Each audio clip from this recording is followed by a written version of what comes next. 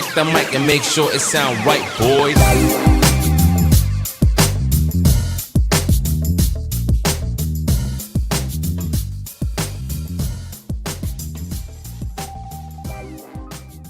Welcome one and all to the Defiant Takes Football Show. We're back for this Monday night edition, just short of the draft. All right, I'm Max Dean. You can find me on Twitter at @TheMaxDean. I'm back with Kyron Samuels at Kyron Samuels on Twitter.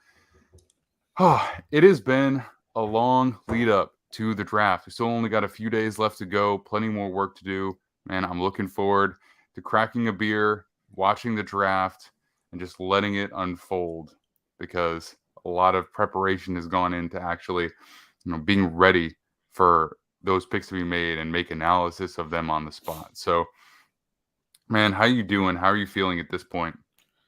Yeah, I'm about the same, man. I'm ready for this to be over with. In terms of like the nonsense surrounding the draft more than the actual process. Because, love watching the tape, love talking about the guys, but it's been a crazy news cycle the last couple of weeks, and it's gotten really crazy the last couple of days. So ready for this to be over so we can move on to talk about some football and what the team's going to look like going forward. So excited for Thursday for sure. Yeah, the takes are getting pretty out there. I mean, especially the quarterback takes. Because at some point it's just like somebody's just saying something just to have something to say that hasn't been said already, and it's it was whatever. Even some of the mocks are like people are like mock 10, like 12, the 12th mock. Like, come on, bro. I don't need to see a 12.0 mock every time something changes. You do a new mock. Just make one, do one like the day before the draft, and get on with it. But these crazy mocks every other day is wild. Yeah, you do a couple, right? Like for me, you do one at the end of the season, you do one after free agency, and then like you can do a couple of variations. Like for us, this is our final mock draft as I shouldn't say final, right? Because we're going to do a predictive one each. But tonight we're going to be talking about the DTF staff mock draft. And this is cool because everyone gets to be the GM of their own team, right? Like this is not formulating picks just to have something to say. And we actually all negotiated trades throughout the whole thing, which was really cool. It was really fun. So I think if you have a unique way to come at it, either with a staff or if you have like a bunch of guests controlling your own picks, you do one of those kind of where we are now, and then you do your predictive one. But every couple of days, putting one out, doing one every single week, it's a lot. So that is what we're going to talk about today. We did our staff mock draft. And before we jump into that, we do have a big piece of news that we have to talk about, which is Aaron Rodgers finally going to the Jets. So the trade was made official before the draft, which seemed inevitable. For the Packers to not get anything back from him for him right now, I think would have been kind of unacceptable for them. Yeah. So it had to get done. And for the Jets, they didn't really have to get it done now. It makes it easier. The one thing that I would have worried about is if I was the Jets is that if you get through the draft, is there someone who missed out on a quarterback who's like, okay, well, if I'm not surrendering assets this year, maybe I will try and get in on that. You know what I mean? And I wouldn't think that would happen because Rodgers has made it very clear that he's going to New York, but you leave the door open. You leave it just a crack for something like that. So it's nice for them to get it done. I think it was necessary for the Packers to get it done. And I think the compensation essentially reflects that, especially if they've had, in-depth conversations suggesting that Rodgers would like to play for at least a couple of more years. So the compensation is a swap of first-round picks. So Packers move up 2 spots. Jets move down 2 spots. Jets give up 42, which is their first second-round pick. Then they also give up a 6th-round pick and a conditional pick next year, which is either going to be a second or a first, depending on if he plays 65% of the snaps, which is really just protection for if he gets hurt and they have a bad season. If they have a high pick, they just want to make sure they're not giving that away. That's really all it comes down to. And then in return, they're also getting a 5th-round pick this year. So to me, it makes a lot of sense because it heavily correlates with what Matt and I did as our pre-draft trade, which I'll talk about in a minute. But how do you feel about the trade? Do you feel like the compensation is realistic, legitimate? And I don't know, any other thoughts that you got on Rodgers going there? Well, first of all, I'd just like to say everybody who was saying one side had more leverage than the other, everybody looks pretty dumb right now because it's pretty much the initial trade that everybody thought was going to happen. Like nobody got anything extra or nobody got fleeced here. Like this is what the deal should have. I think it's a fair deal on both sides. But the thing that the biggest takeaway from this is that if this doesn't hit for the Jets, I think it's a massive setback for the franchise 2 or 3 years from now. Not right now. Right. This roster is prime to go. The defense is far too good. The offense, you have a lot of really good weapons, and then you just added Alan Lazard, which is one of Rodgers' guy. You added some real speed with Mecole Hardman, and then you still have Garrett Wilson there. Corey Davis is still there. You still got 2 pretty decent tight ends there. Now you just got to fix the offensive line, right? That's what you got to address through the draft. I think this eliminates a lot of the wide receiver talk, eliminates some of the edge talk. If we're talking about the premier picks that they're going to have with those first 2 draft picks that they have, I believe is now 15 and 43, I believe, because I think they had 2 back-to-back, right? So now this eliminates a lot of the edge talk. I think you may consider edge at 43, but get the offensive line right, and this team is primed to make a run at the Super Bowl for 2 seasons. I think he's going to play 2 seasons because the way his contract is worked out, he's not going to leave $50 million on the table. Let's say if the team make the playoff, loses in the divisional round or loses in the conference championship, or worst case scenario, they lose in the Super Bowl or something like that. He's going to come back for 1 more year and run it back for $50 million. I think he has 2 seasons there to make it work in New York. If they get a Super Bowl, it was all worth it. Everything that you gave up for it, all the stuff that you gave up for it was worth it. If you don't end up getting that Super Bowl, I mean, we could be looking at this trade 2 years down the line, depending on what they get back from it, and saying that it's probably too much to give up for that guy. But I think if you're in the Jets' shoes, you've been kind of dormant the last 1.5, 2 years. Like, you have to make this trade. You have to go for it. You have to pursue your window. Windows are far too short in the NFL. And if you're a Jets fan, honestly, I could be too upset with this because, listen, man, this is what you've asked for. You've asked for a quarterback. Now you just got one of the best quarterbacks of all time who still showed he has enough left in the tank to be competitive. So I'm really excited about it because the division just got tougher. Everybody knows, like, you know, you're a Jets guy, I'm a Dolphins guy. I think this is going to make for great divisional games. I mean, it's already the toughest division in football, in my opinion, or this conference or the NFC East. But I'm really excited because I think everybody comes out okay here. The Packers will get some really good picks. They're probably going to get a first next year as well. So I think they made out pretty well because, listen, people saying that they like won the trade, I don't necessarily believe that because that team doesn't look very good at all. I mean, it's a bad football team right now, let's be honest. Like, the offense is really, really bad. So they need everything they can get to try to at least build back to being decent. So it depends on how the draft shakes out for them. But I think it's fair for both sides, and I'm excited for the future. I think it's reasonable, a really reasonable deal. So I just went over what the trade terms were in real life. And Matthew Brown, who covers the Packers for us, he was managing the Packers in this draft. And it's a perfect segue because this was the first thing that happened. I reached out to him before the draft started and I said, hey, let's get this Aaron Rodgers deal done. Or do you want to, is what I said. He said, let's go for it. After some real brief negotiating where he asked for our first round pick and second round pick and a conditional pick, I was like, we did the whole negotiating thing and we ended up with the same trade down. So he took 13, I took 15. I gave him 42. I got a 5th round pick back this year. And next year, the Packers got a little bit better of a conditional situation than I gave up in our faux trade. For us, it's a conditional 3rd, moves up to a 2nd if he plays in 2024, and it moves up to a 1st if he plays in 2024 and he makes an all-pro, which is tough in 2023. So, which is tough. It would have been a little bit tougher. So the 2nd round pick would have been the most likely outcome there, I believe. In this case, it's most likely going to be a 1st, but the difference is relatively negligible. If he plays the whole year, they're probably going to be picking relatively late anyway. I also gave up Corey Davis. So in that sense, the Jets lost a player who either is going to play for them this year or be a trade chip to recuperate something else. So regardless, the compensation that I and Matt deemed fair ended up being very, very close to what the final trade was. And we were both very pleased with it.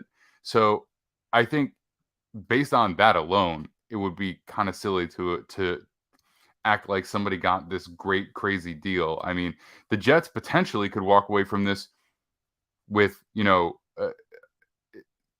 being universally lauded because he has a great season and they go deep in the playoffs and they win a Super Bowl or whatever, because he's that caliber of player. Or they could walk away being criticized heavily because he gets hurt or whatever. So, I mean, it's a risk, and I think the compensation accurately reflects that risk.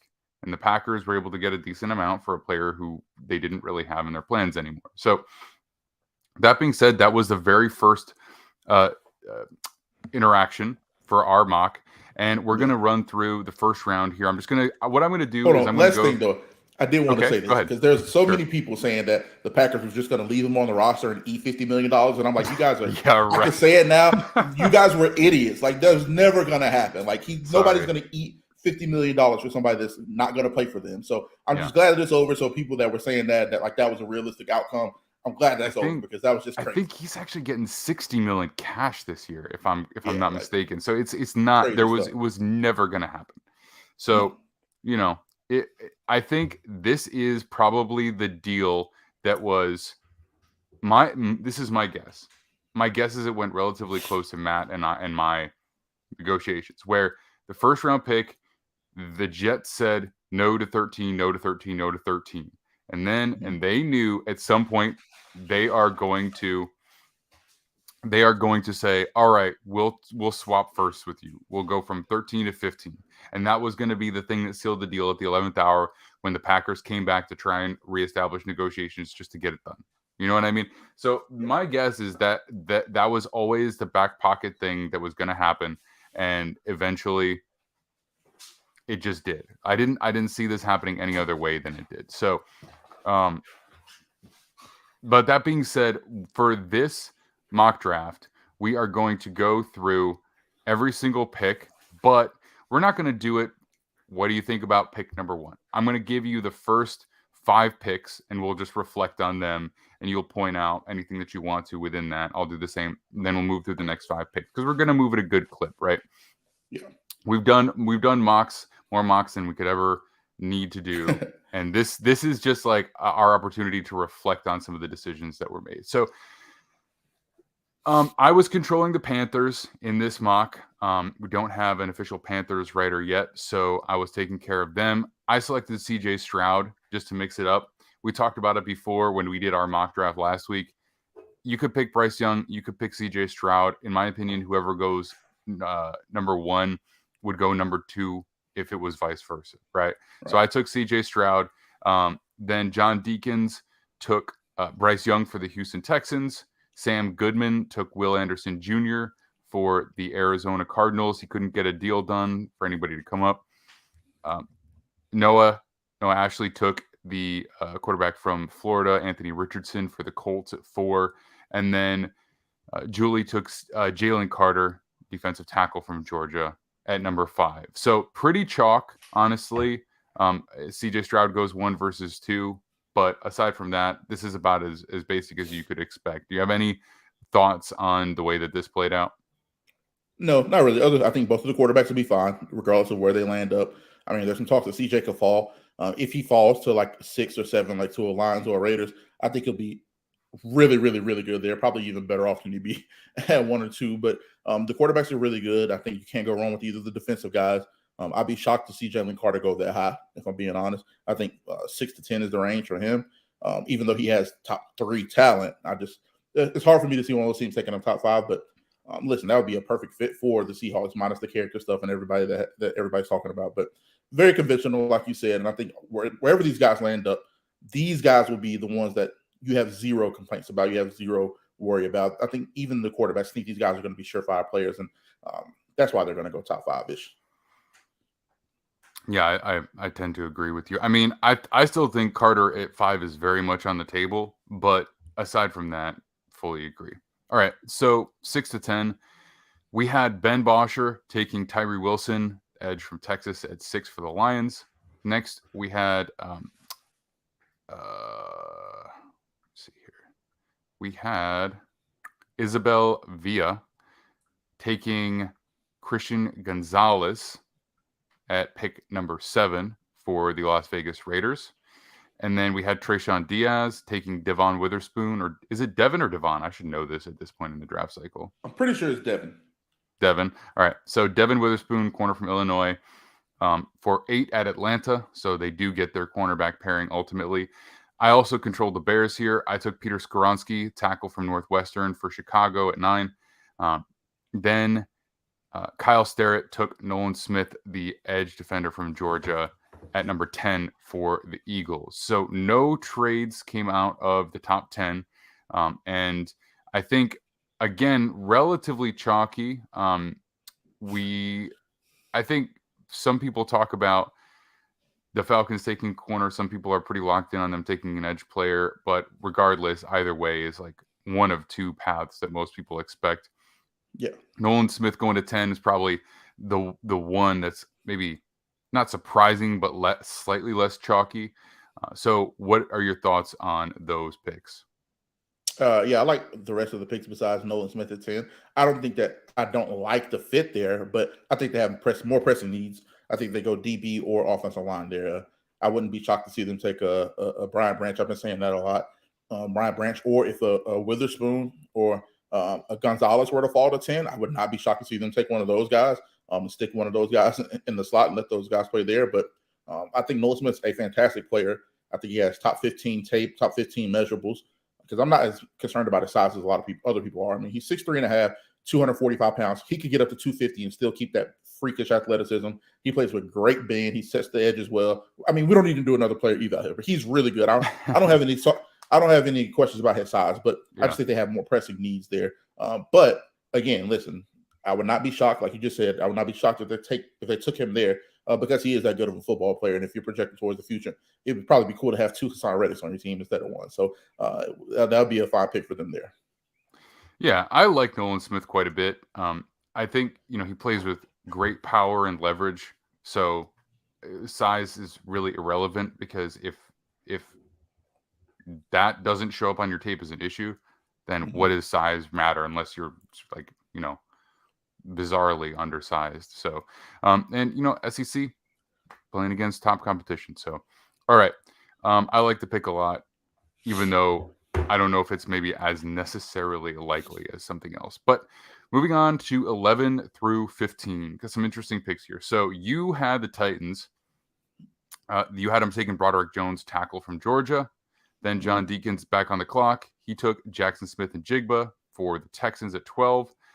I made a trade with Matthew Brown, who was controlling Packers, obviously. So that 13th pick is now the Chargers pick, because I wanted to get them a speed receiver who's ready to play day one. Because I feel like for them, whatever they lack defensively can be made up for by scoring like crazy, right? And I think that this is a quicker answer than trying to find the third best corner or trying to find a defensive lineman who's going to change the game for them, or a linebacker. I feel like Jordan Addison's a great fit for something they need. So I wanted to go up and get him.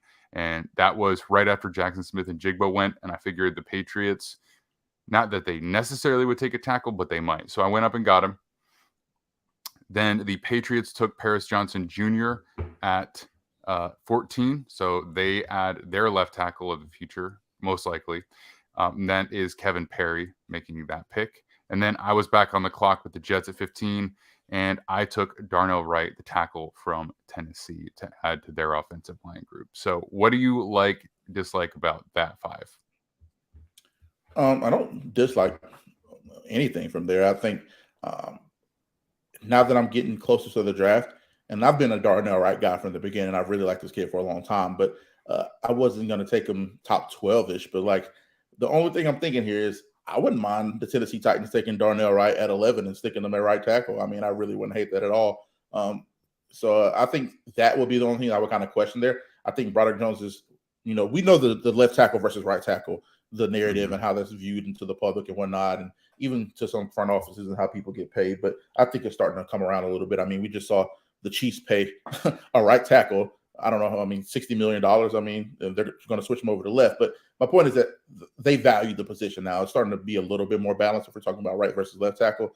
So I may, if I'm going for my personal belief, I probably would have taken Darnell Wright at 11 there. But I think that Broderick Jones' upside is too high, and you take a guy like that.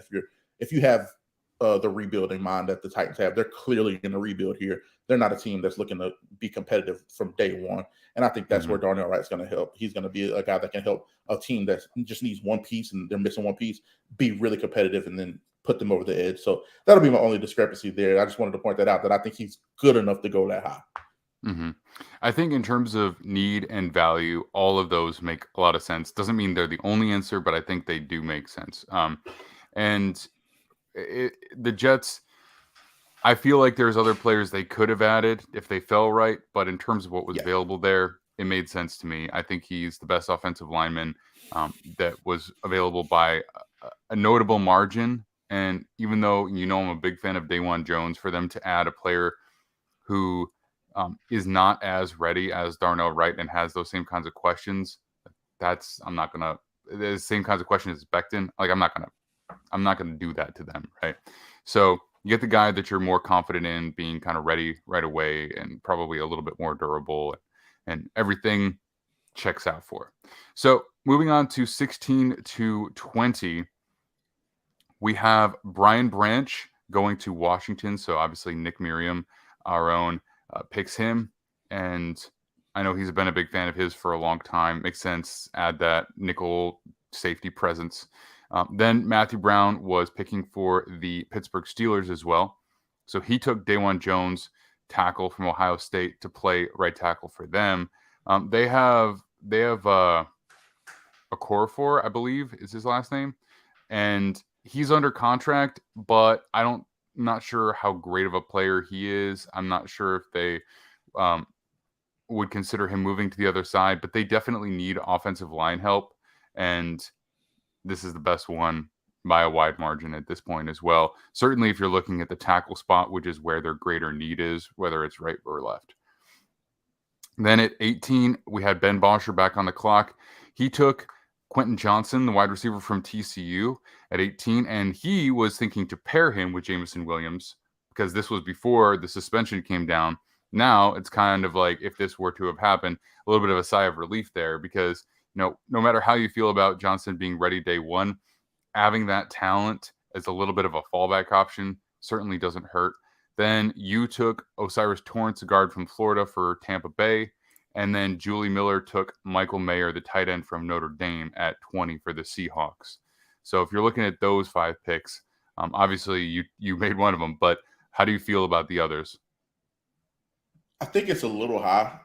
I'm not saying it's a little high. It's a lot high for day one. I think that's a little high for him, man. I think while I do love his talent, I love what he can be, what he could develop into, and I love what his floor is. I think he has a pretty high floor as well. For them at 17, I don't know, with some of the DBs that are still on the board at this point, some of the corners that are still on the board at this point, I'm not sure I love that pick, but I totally understand it. And I also am a guy that loves to build from the inside out. You build the line first, and then you worry about the other guys. So I get it from that aspect. I just think there's just better value there at the pick. And also, I think that while they have a ton of tight ends on the roster, I don't hate the Michael Mayer to Seattle, because I think he's probably a league better than all 3 of the guys they have currently on the roster. And they love to use tight ends in that offense. I mean, if you watch them, they use a lot of 12 and 13 personnel sets. They'll have 3 tight ends in the game. They'll use them in the passing game as well. So I actually do not hate that pick at all. I actually kind of like it. I haven't seen anybody else put Mayer there at 20 to the Seahawks. So that's an interesting pick that I hadn't seen yet. And I think it's actually makes a little bit of sense, man. I'm not going to lie. I think they have more pressing needs. But if you're going for it and you think that's going to put your offense over the hump and take it to another level, I don't see why not. Yeah, I think every one of those picks is fine for me. I don't think any of them stand out for me like, oh, Brian Branch going at 16 is probably good value to the Commanders. I think everybody else, I'm okay with it. I like all of them for various reasons. I don't think anyone jumps out and it's like, oh, that's an awesome fit. But all of these people know those teams for the most part much better than I do, right? They right. Follow them and cover them. So I'm definitely not criticizing any of them. Then at 21, we have the Packers on the board after their trade back with the Chargers. So Matthew Brown takes Miles Murphy, the edge from Clemson, for them. Then we had Kyle Sterrett picking for the Ravens here as well. and he took Joey Porter Jr., the corner from Penn State, for Baltimore. I don't know if I can't remember if we made this pick before. I'm pretty sure I had him going to the Giants, but I like this pick a lot too. Makes a lot of sense for me. Then at Minnesota at 23, Greg Simbeck took Will Levis, the quarterback from Kentucky. So he ends his slide there. They get their heir apparent to Kirk Cousins. Then at 24, Reagan Harris took Keely Ringo, cornerback from Georgia, for the Jaguars. And at 25, we had Jordan Ramos taking Bijan Robinson, running back for Texas, to the Giants. So basically, he is going to come in and they will, I assume in this case, they would trade Saquon Barkley to somebody and just forego messing with the contract situation there, and just they get their guy that they run their offense through for the next few years, because I can't imagine that having both of those guys on the roster necessarily makes sense. So out of these 4 picks, we're getting a little bit more out there, right? So I don't think Will Levis to Minnesota has been talked about a lot. I don't think Ringo in the top 25 has been talked about a lot. I don't think Bijan to New York has been talked about a lot. But what do you like or dislike about these picks? You know what? It's funny. Like, the first thing I heard was like, Bijan makes 0 sense to the Giants. But then I think about it, I'm like, I'm one of the guys that mocked Jahmyr Gibbs to Dallas to back up Tony Pollard and be 1A, 1B with Tony Pollard. So I actually do not hate the thought of keeping Saquon on the tag for a year, and then playing with Bijan next to him and having those guys interchangeable. Listen, they running the tread off of Saquon's tire. I mean, if you need another guy to balance it out, they have the same ability. If we're talking about blocking, catching out of the backfield, it makes more sense to me than I think it would make to a lot of people in that aspect. You get 1 more year out of Saquon, and you get the young guy to replace him after this year. If they're going to be so run centric and they're going to still be pounding teams like this, I don't hate it. I don't think it would ever happen. But if there's a scenario where you have Bijan Robinson and Saquon Barkley on your football team, you'd probably be very happy. I mean, you could do a lot of 2-back stuff out of that. I mean, it'd just be an interesting prospect to think about. And I think if any coach could make it work, it's a Brian Dable, and it's that offensive line. I think it'd be really fun to see. So more than anything, I don't think anything necessarily stands out beyond that. I just think that would actually be really cool to see. I would love to see how he game plans with those guys and how defenses try to counteract that. I mean, what do you do to stop a 2-back set, a split back look with Saquon Barkley and Bijan Robinson? It's impossible. So it would be a really cool thing to see on the football field, even though, I mean, if we're being realistic here, it probably won't happen. I actually really do like the thought of it. I think it's a purely hypothetical, it's thought fun. experiment.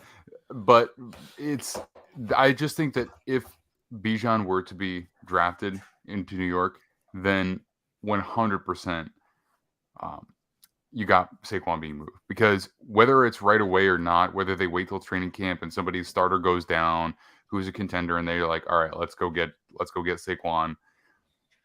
I just have a really hard time feeling that allocation of resources goes to 2 running backs. So, what it could be versus what would actually happen, I just think are 2 different things. So, yeah, I mean, it wouldn't shock me though, really. I mean, it would be kind of surprising, but does it make sense on a certain level? Yeah, it does. All right. So the final 6 picks I'll do here all at once. We've got Dallas taking Steve Avila, guard from TCU. That's Shane Carter making that pick. We have Jamie Malloy picking for the Bills at 27. They take Jack Campbell, the linebacker from Iowa. At 28, Shane Carter's back on the clock with the Bengals, and he takes Dalton Kincaid, the tight end from Utah, for them.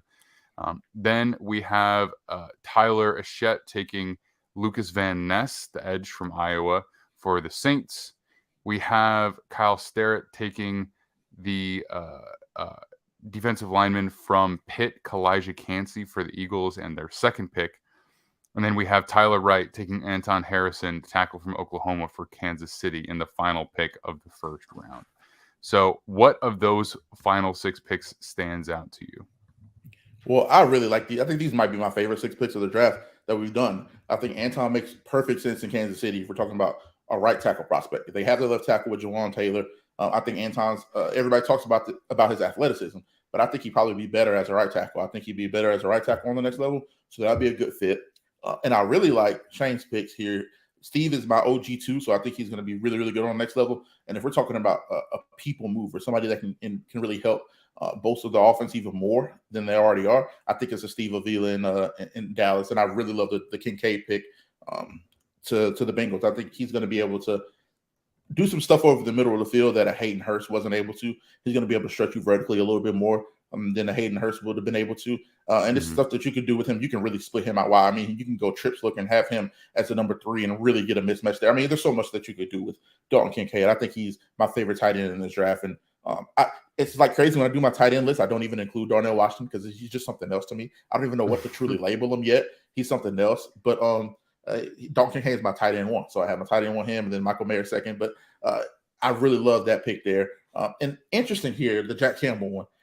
I wouldn't take him that high, but it makes sense for the fit of the team. You know what I mean? Like if we're talking about the Bills and they need to replace, Terrell Edmonds, I don't think that, Tremaine Edmonds, I don't think that they have the same play style, but I think that's probably a good thing. I think with Matt Milano and right. Jack Campbell, I think the yin and yang with that could be really, really cool. And while I don't think he's a first round talent, I don't think he's probably that good. The juxtaposition of those two together and the fit might be worth it at that juncture. And if that's going to help, I think they need some help in the interior of the defense line more than linebacker, if I'm being 100% honest. But if that's a start right there, if you can just kind of count on Daquan Jones to be healthy or maybe get another vet on the inside, who knows how it works out, or take a guy later in the draft because there's a lot of interior defense line guys. I think that's a really, really interesting pick there that I haven't seen either. I haven't seen Jack Campbell mock to the Bills, so I like that a lot. Well, look, let's be honest. Who doesn't like Jack Campbell, right? Yeah, he's a throwback guy, man. Whatever you think about his value, he is such a fun player to watch. He does everything the way you want it to be done. And then you see him make these ridiculous plays like his one-handed interception, like out in coverage. I think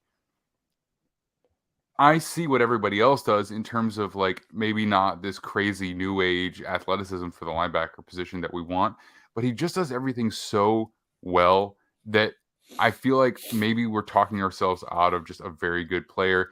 And ultimately, what's the difference between 27 and 34 if he's a player that just fits for you that well?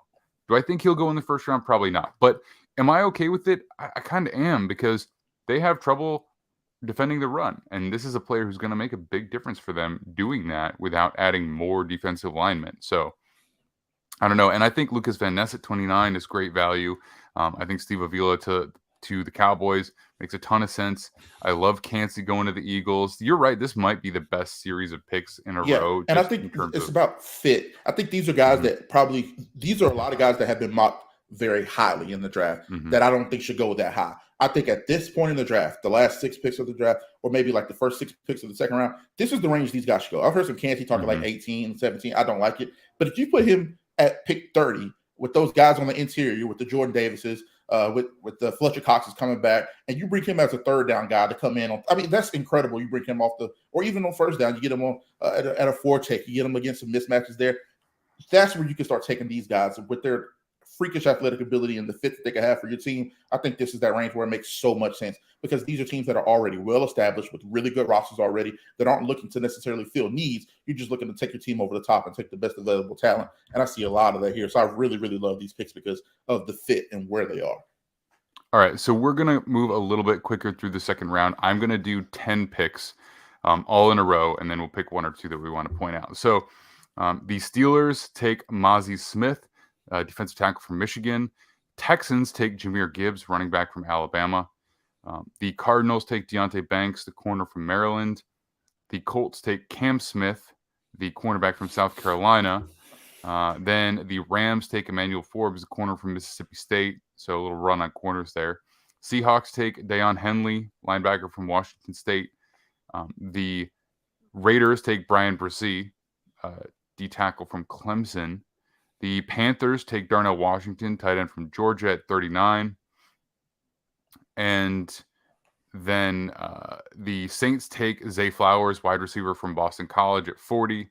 And the Titans take Josh Downs, a receiver from North Carolina at 41. I'm not going to list off every trade that happened here in the second and third round. There was quite a few more of them.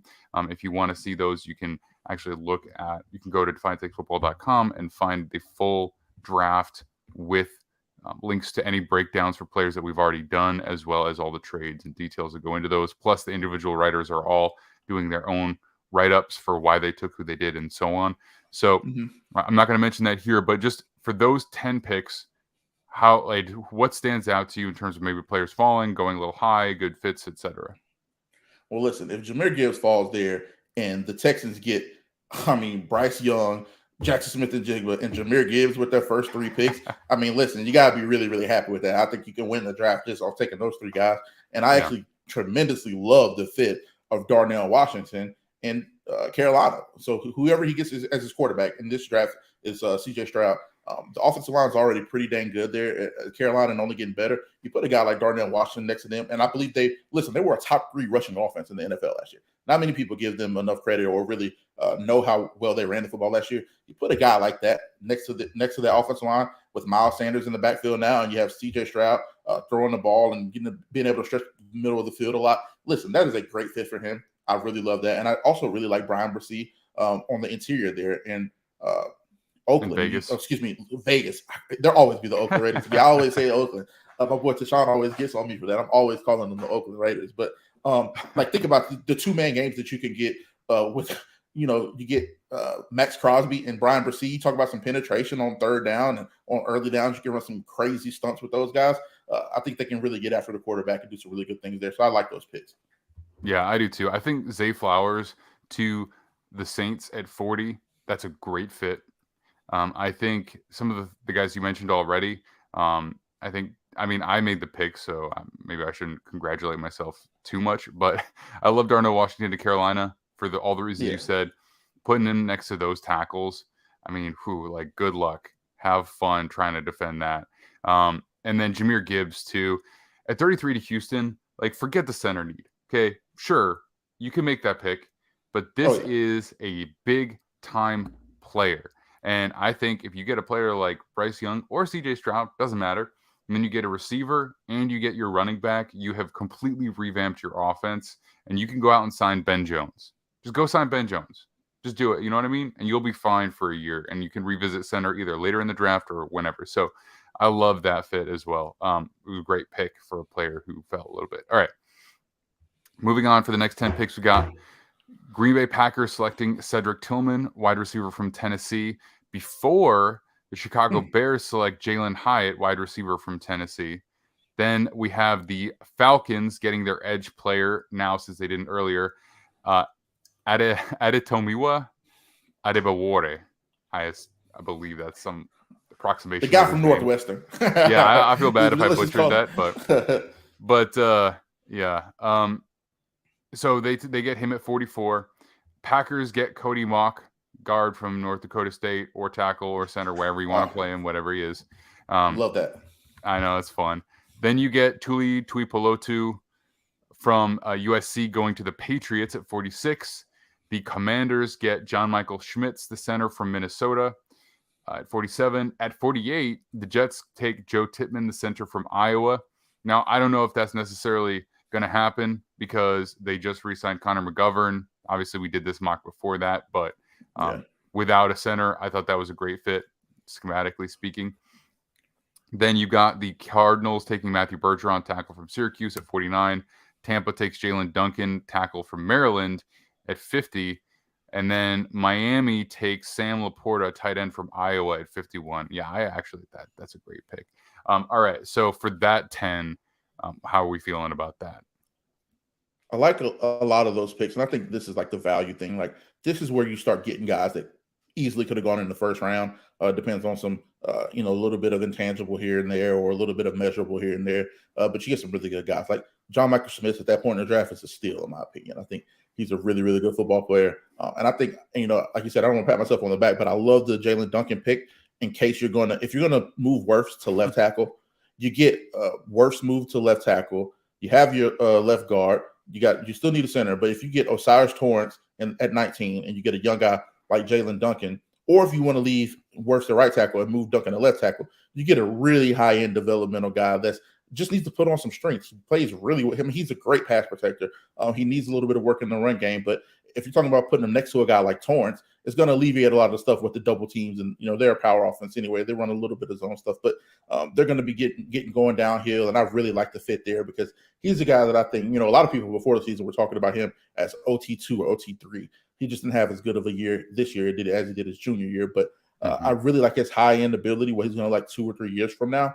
So getting a guy like that to rebuild that offensive line, because it's very clear what they're doing. They're trying to tank for Caleb Williams or Drake May here. They're going to be very bad this next year. And this is where you want to take those offensive linemen that you could develop and let them play, work out the kinks, and really get that confidence going. And if you're going to do it, at least take a guy that gives you some versatility. So I like that pick for them there. And I really do just like the John Michael Schmitz. I can't say that enough. At 47, if you're able to get a guy like him, it's a great fit, especially with the young quarterback. If you're going to be playing Sam Howell, I think it's a great fit. So my favorite, those I like for sure. For me at 43, Jalen Hyatt to the Bears, I really like. I like the deep threat because I know that they've got a few guys in the room right now, but Darnell Mooney, he has 1 or 2 years under contract. Chase Claypool has 1 year left under contract. DJ Moore, he's a pretty good bargain right now for them, so he might be around for a couple of years. But this wide receiver room could look very different. So at 43, I like that. I did forget to say the Tillman pick because I did think about it there. But if you talk about a freak athlete, a guy that's just recovering from injury, getting back, if you have a guy like him next to Christian Watson that can really stretch the field, that's why I think it didn't make as much sense to have a Hyatt there in Green Bay. But if you have those two next to each other, I think they really mesh well with each other if we're talking about skill sets. And that's something that you really want to do for your young quarterback, Jordan Love. You've invested a lot in him. You gave him a huge vote of confidence. You picked up his option. You're paying him $24 million, whatever it is. So putting some weapons around him, I actually really, really like that pick. I don't know who made that one. Was it Matt? That's Matt, yeah. Matt. I really do like that pick there because I think he's a little bit slept on. I think Mingo, because Mingo is a guy that I love. That people are really sleeping on Mingo. But Tillman is another one because he was talked about really highly before his injury, and then Hyatt took off. But I think that's really, really interesting there because I think it's a good fit. Yeah, for sure. And I think my other favorite from that would be Sam Laporta, the tight end from Iowa. I really like Laporta. I got to watch him recently, and he has maybe the most nuanced route running of any of the tight ends that I've watched so far. He does a really good job of closing space between defenders and then breaking off the route when they're off balance. Like very receiver-like skill set there. Developed them more than some receivers in this draft that are going to be drafted highly. And he's also a viable blocker. So for a team that needs a tight end, that's a great pick. All right. If he came out last year or next year, he'd probably be tight end one. He's just in a loaded tight end class right now. All right. So at 52, we have the Seattle Seahawks taking Luke Whippler, center from Ohio State. At 53, the Lions take Julius Brents, the cornerback from Kansas State. At 54, the 49ers take Wanya Morris, the other tackle from Oklahoma. Then we have the Lions back on the clock with Keanu Benton, interior defensive lineman from Wisconsin. 55. 56, the Jags take Felix Anudike-Uzomah, the edge from Kansas State. At 57, the Giants take Andrew Voorhees, guard from USC. 58, the Cowboys take Will McDonald, the fourth, the edge from Iowa State. 59, Bills take Luke Musgrave, tight end from Oregon State. I'm just going to finish out the third round here. So we've got the Bengals taking Clark Phillips, the third corner from Utah at 60. We've got 61, the Bears taking Siaki Ika from the defensive lineman from Baylor. And then 62, we've got the Raiders taking Hendon Hooker from Tennessee after a pretty substantial slide. We've got 63, the Chiefs taking Marvin Mims Jr., wide receiver from Oklahoma. And 60, that's it, actually. 64, I think, is the next pick. Wow. Well, listen, Marvin Mims to the Kansas City Chiefs would just be unfair. He's not Tyreek. Let's not mix any words about that. But he has Tyreek speed. He's a legit 4.34 guy. So giving Patrick Mahomes a 4.34 guy to stretch the field after losing Mecole, and I think Marvin Mims is a better high-end receiver. We're talking about receiving ability, running a route. He doesn't have like a crazy bag or anything. We're talking about anything like that for the route tree. But I think it's a great fit great fit. So I think I love that. And I also love Keanu Benton. I've been Keanu Benton high for a long time. Really, really like Keanu Benton. So seeing Keanu Benton get off the board, really do appreciate that. Yeah, I think that's a great fit for him, honestly. As a big guy, they do need help defending the run, and I think he'll be able to develop his pass rush here a little bit. Who else do I? Obviously, for me to get Hendon Hooker, like in my opinion, getting Hendon Hooker at 62. Dude, like how can you not love that for a team that didn't go quarterback early, who has Jimmy Garoppolo? I mean, you might be getting Hooker back full health right around the time that Jimmy Garoppolo gets hurt. That makes all the sense in the world to me, and I think that's a great pick. I'm going to just blow through all the picks from the third round, and then we'll call it a day because we both have a lot of work to do to lead up to the draft. So I'm just going to roll through them. Chiefs take, the Bears take B.J. Ojulari, edge from LSU. We've got the Texans taking Derek Hall, edge from Auburn. Cardinals taking Keon White, the edge from Georgia Tech. We got the Broncos taking Tyreek Stevenson, corner from Miami. We've got the Browns taking Tyler Scott, wide receiver from Cincinnati. We've got the Rams taking Tyler Steen, tackle from Alabama. We got Steelers taking DJ Turner, corner from Michigan. The Saints take Drew Sanders, linebacker from Arkansas. Titans take Michael Wilson, wide receiver from Stanford. Texans get Jamie Robinson, the safety from Florida State. We've got the Broncos taking Jordan Battle, safety from Alabama. We've got the Falcons taking Tank Dell, for wide receiver from Houston, and then immediately after that, they also get Isaiah Foskey, the edge from Notre Dame. Rams get Eli Ricks, corner, Alabama. Packers get J.L. Skinner, safety from Boise State. We've got the Colts taking Isaiah McGuire, the edge from Missouri. The Eagles get Trenton Simpson in the third round, the linebacker from Clemson. We get the then we've got crazy. I know. We got Lions get Dorian Williams, linebacker from Tulane. We got Tampa Bay taking Tank Bigsby, the running back from Auburn. We've got Broncos with Rashee Rice, wide receiver SMU. Philly gets Jertavius Martin, corner from Illinois. We've got Luke Schoonmaker going to the Packers. So moving from Michigan up to Wisconsin there. Then the Broncos get Zach Charbonnet, running back from UCLA. The Vikings get Gervon Dexter, the D-tackle from Florida. Jags get Chandler Zavala, guard from NC State. Broncos get Byron Young, the edge from Tennessee. Cowboys get Tyjae Spears, running back from Tulane. It's a nice pick. We got Bills taking Colby Wooden, edge from Missouri.